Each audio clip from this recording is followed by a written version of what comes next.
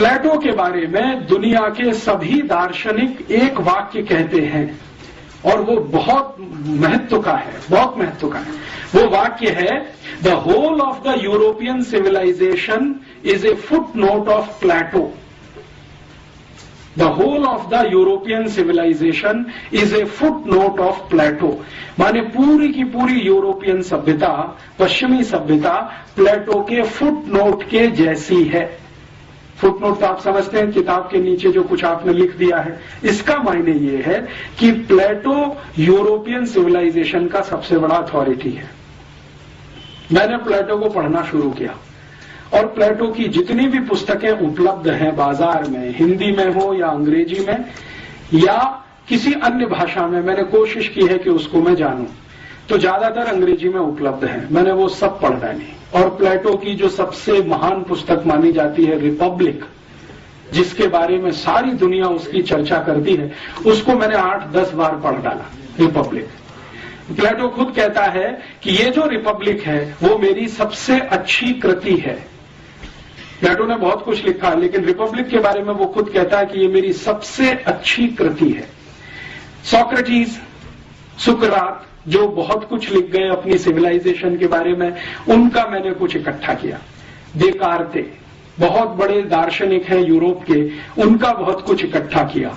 लेबिनिज, बहुत बड़े फिलोसोफर माने जाते हैं, उनका इकट्ठा किया। रूसो, जो माने मॉडर्न फिलोसोफर्स में जिसकी सबसे बड़ी ऊंचाई है पूरे यूरोप में, रूसो, उनका लिखा हुआ सब इकट्ठा किया। और यूरोप की अलग अलग विश्वविद्यालयों में अलग अलग समय पर उनकी सभ्यता के बारे में जो रिसर्चेज हुए हैं, उनके पेपर्स भी इकट्ठे किए। सबसे ज्यादा रिसर्च हुई है यूरोपियन सिविलाइजेशन पर, तो फ्रेंच में हुई है। फ्रांस की जो यूनिवर्सिटी है लियों में, जो सबसे बड़ी विश्वविद्यालय पेरिस यूनिवर्सिटी जिसको कहते हैं, उसमें सबसे ज्यादा काम हुआ है यूरोपियन सिविलाइजेशन पर। वहां से कुछ पेपर्स इकट्ठे किए।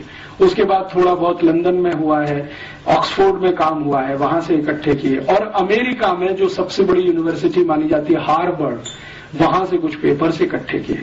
और इतने सारे पेपर्स इकट्ठा करके पिछले कई वर्षों से लगातार मैं पढ़ता रहा, समझता रहा, नोट्स लेता रहा और कुछ लिखता रहा। उन सबको समझकर और देखकर जो पता चला, तो बात बिल्कुल सही है जो गांधी जी बोल गए कि ये शैतानी सभ्यता है। गांधी जी जो बोल गए हैं, शायद वो कुछ कम बोल गए हैं। इतना सब पढ़ने के बाद मुझे लगता है कि ये उससे भी ज्यादा आगे गिरी हुई सभ्यता है। इस सभ्यता के कुछ बिंदु मैं आपके सामने अभी लाना चाहता हूं।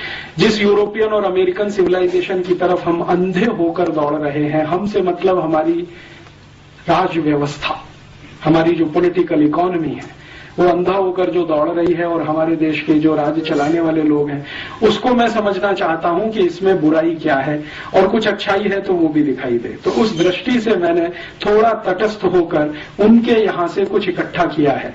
मेरे अपने 15 साल का जो अभ्यास क्रम है इस विषय का, वो ये बताता है कि किसी भी सभ्यता को अगर देखना हो, ठीक से समझना हो, तो उसकी प्राइवेट लाइफ आपको पता होना बहुत आवश्यक है। क्योंकि जो सिविलाइजेशन होती है वो प्राइवेट लाइफ से शुरू होती है।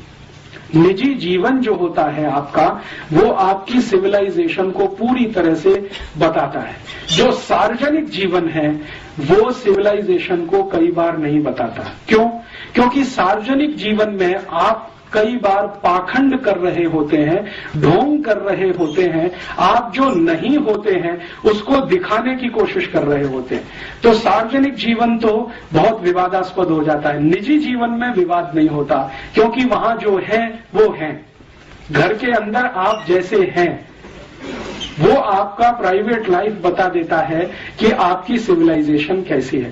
तो यूरोपियन परिवार की या यूरोपियन समाज की, और यूरोपियन समाज में मैं जब भी कहूंगा तो अमेरिका शामिल है, तो यूरोपियन समाज की निजी जिंदगी को जानने की पिछले कुछ साल में कोशिश करता रहा। उसमें से जो तथ्य निकल कर आए हैं वो बहुत ऐसे हैं जो झकझोर देते हैं, कई बार स्वीकार नहीं होते हैं, कई बार डाइजेस्ट नहीं होते हैं। मुझको ये सारे तथ्य डाइजेस्ट होने में बहुत साल लगते हैं।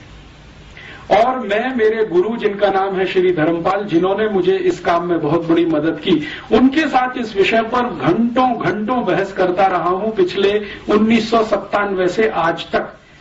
तो वो ये कहते हैं कि तुमको क्या तकलीफ होती है ये सत्य को स्वीकार करने में जैसा वो है।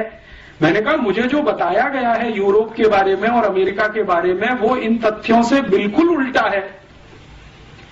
तो उन्होंने कहा कि सोच लो, जो तुम्हें बताया गया है वो गलत है और जो अभी तुम देख रहे हो वो ही सच है। तो मैं उनसे हमेशा ये पूछता रहा कि जिन लोगों ने मुझे ये बताया कि यूरोप ऐसा है, अमेरिका ऐसा है, उन लोगों ने शायद इनको जानबूझकर छुपा के रखा हमसे।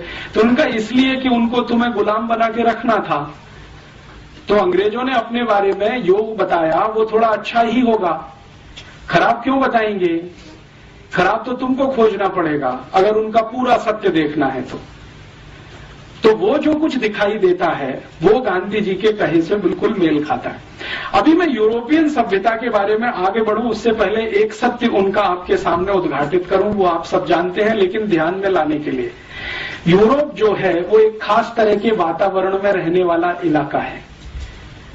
खास तरह का वातावरण माने जहां ठंड बहुत होती है, तापमान बहुत बार -20 डिग्री सेंटीग्रेड से भी नीचे चला जाता है, कई बार -40 डिग्री सेंटीग्रेड हो जाता है। दुनिया में माना जाता है कि 0 डिग्री तापमान जो है ना सबसे न्यूनतम है, लेकिन वो -20 उससे भी नीचे है, -40 और ज्यादा नीचे है।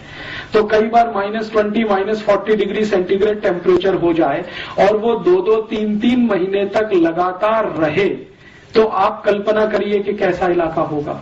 भयंकर ठंड वाला, बर्फ वाला इलाका है। यूरोप में 23 देश तो ऐसे हैं जहां साल में 9 महीने सूर्य का प्रकाश जमीन पर नहीं आता। 23 देशों में तो सूर्य का प्रकाश 9 महीने तक जमीन पे नहीं आता।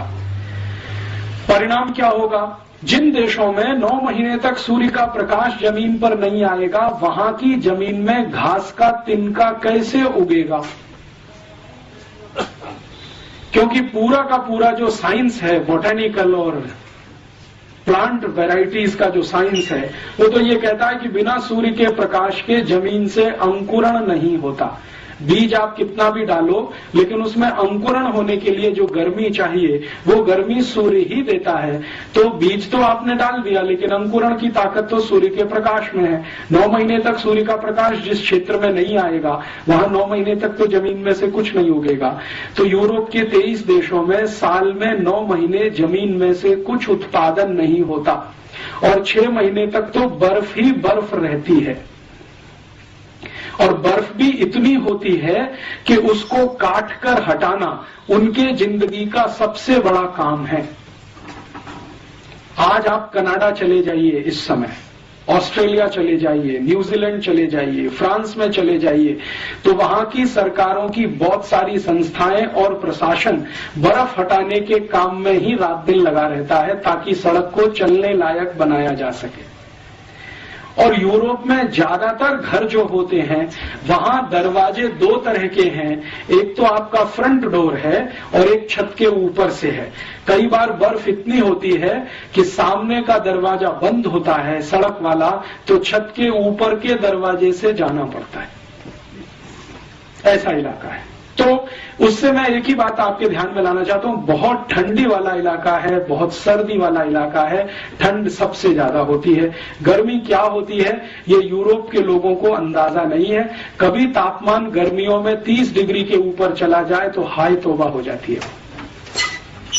तो ऐसा एक क्षेत्र है, विशेष क्षेत्र है। ये अच्छा है खराब है मैं नहीं कह रहा हूं, मैं सिर्फ एक बात कह रहा हूं कि वो एक विशेष क्षेत्र है जो बहुत ठंडी में रहता है। तो एक कल्पना मेरे मन में आती है जो सच दिखाई देती है। लगातार लोग अगर ऐसे इलाके में रहते हैं तो शायद वो भी बर्फ जैसे ही ठंडे होते हों। सालों साल सालों साल सालों साल अगर आपको रहना पड़े, पीढ़ी दर पीढ़ी, पीढ़ी दर पीढ़ी, पीढ़ी दर पीढ़ी, कोई 10-20 साल का कहानी नहीं है, 2000, 2500, 3000 साल का कहानी। हर पीढ़ी को ऐसे ही वातावरण में अगर रहना पड़े तो शायद लोग भी वैसे होते हों। बर्फ जैसे ठंडा होने का मतलब है मानसिकता के स्तर पर, माने भावनात्मक कम होना, रागात्मक कम होना, सहृदयात्मक कम होना, क्योंकि ये तो सब गर्म देशों की निशानियां हैं।